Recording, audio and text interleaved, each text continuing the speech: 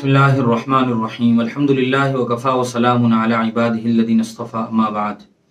मोहतरम बुजुर्गों, रमज़ानुल मुबारक का महीना ये नेकियों का मौसम बहार है। चारों तरफ नेकियों की कसरत होती है। कोई कुरान मजीद की तिलावत कर रहा है, कोई नवाफिल पढ़ रहा है, कोई अपनी क़ज़ा शुदा नमाज़ें अदा कर रहा है, कोई सदका व खैरात कर रहा है। गोया चारों तरफ नेकियों का माहौल है।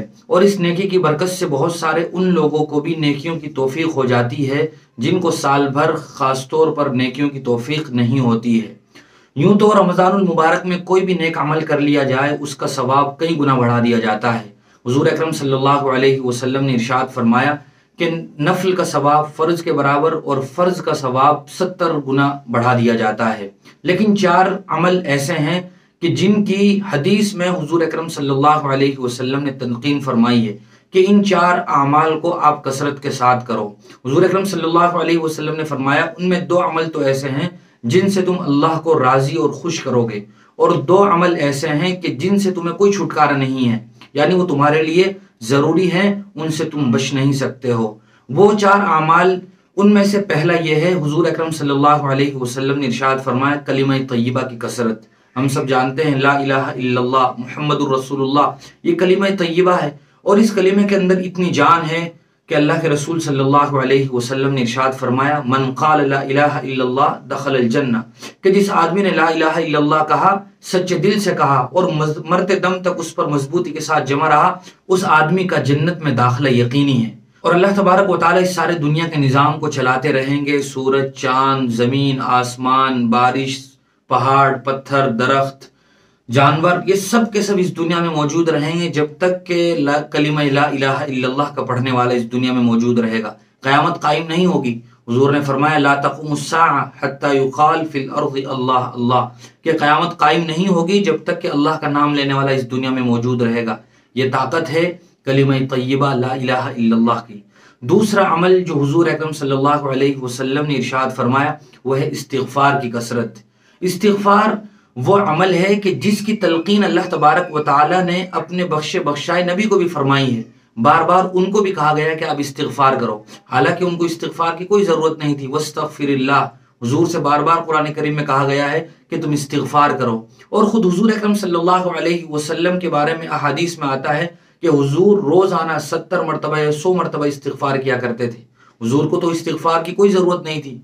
और हमारे इस्तिग़फ़ार का हाल ये है कि हमारे इस्तिग़फ़ार के बारे में किसी का कौल है इस्तिग़फ़ारुना यहताजु इलल इस्तिग़फ़ार, कि हमारा इस्तिग़फ़ार भी इतना कमज़ोर है कि खुद उसे इस्तिग़फ़ार को भी इस्तिग़फ़ार की ज़रूरत है। इस्तिग़फ़ार के माना होते हैं अल्लाह ताला से गुनाहों की माफ़ी मांगना, अल्लाह ताला से बख्शिश का सवाल करना, सच्ची पक्की तौबा करना। और इस्तिग़फ़ार के मुख्तलिफ कलमे हैं। एक तो बहुत मुख्तसर है अस्तग़फ़िरुल्लाह, सिर्फ अगर कोई आदमी इसको भी पढ़ता रहे तो इसको भी पढ़ा जा सकता है। दूसरा अशर चल रहा है, इसमें खास तौर से इस्तिग़फ़ार की कसरत की जाए। और बड़ा इस्तिग़फ़ार ये भी है अस्तग़फ़िरुल्लाह रब्बी मिन कुल्लि ज़ंबिन व अतूबु इलैहि। एक और भी है अस्तग़फ़िरुल्लाह अल्लज़ी ला इलाहा इल्ला हुवल हय्युल क़य्यूम व अतूबु इलैहि। इसके अलावा इससे भी बड़े बड़े इस्तिग़फ़ार हैं। लिहाजा हम कसरत के साथ इस्तिग़फ़ार पढ़ते रहें रमज़ान में, उठते बैठते चलते फिरते, लिहाजा हम इसकी कसरत करें। तीसरी चीज़ जो हुज़ूर अकरम सल्लल्लाहु अलैहि वसल्लम ने इरशाद फरमाई वो जन्नत का मुतालबा और जन्नत का सवाल है। जन्नत वो जगह है जहाँ हर मोमिन को एक ना एक दिन ज़रूर दाखिल होना है।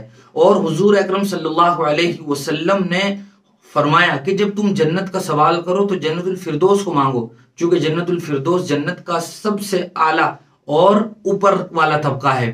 और अल्लाह तबारक व तआला फरमाते हैं फमन ज़ुहज़िहा अनिन नार व उदखिलल जन्नत फ़क़द फ़ाज़, कि जो आदमी जहन्नम से बचाकर जन्नत में दाखिल कर दिया गया वो सही माना में कामयाब है।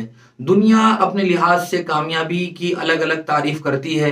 कोई फुला मैदान में कामयाब है, उसने फुला मैदान मार लिया तो वो कामयाब हो गया। लेकिन अल्लाह तबारक व तआला फरमाते हैं और सबके लिए एक जैसा उसूल है कि असल कामयाब वो है जो जन्नत में दाखिल कर दिया गया। लिहाजा जन्नत का बार बार सवाल करना चाहिए। अल्लाह तबारक व तआला रमज़ानुल मुबारक के महीने में रोज़ाना जन्नत को संवारते हैं और सजाते हैं अपने मोमिन बंदों के लिए। और न जाने कितने ऐसे बंदे हैं जिनकी हर रोज़ मग़फ़िरत की जाती है और वो जहन्नम से निकाल कर जन्नत में दाखिल कर दिए जाते हैं। वसारिउ इला मग़फ़िरतिन मिन रब्बिकुम व जन्नतिन अर्दुहा अस्समावातु वल अर्ज़, جنت کیسی ہے؟ وہ سارے آسمان و زمین سے زیادہ بڑی ہے۔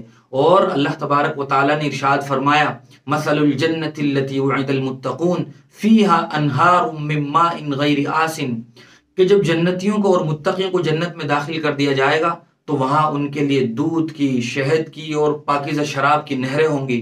اللہ کے رسول صلی اللہ علیہ وسلم نے ارشاد فرمایا ما لا عین رأت، کسی نے ایسی جنت کا نظارہ نہیں کیا ہوگا، ولا اذن سمعت، ایسی نعمتوں کے بارے میں بھی سنا نہیں ہوگا، ولا خطر علی قلب بشر، اور دل پر تصور بھی نہیں گزرا ہوگا، آدمی نے خیال بھی نہیں کیا ہوگا کہ کیا کچھ اللہ تعالیٰ نے جنت میں رکھا ہے۔ لہم فیہا ما یشاؤون خالدین، جو چاہو گے وہی ملے گا، اور وہ ملنا کوئی 2-4 دن کا نہیں ہوگا، ٹیمپرری اور عارضی نہیں ہوگا، بلکہ ہمیشہ ہمیشہ کے لیے وہ نعمتیں دستیاب ہوں گی۔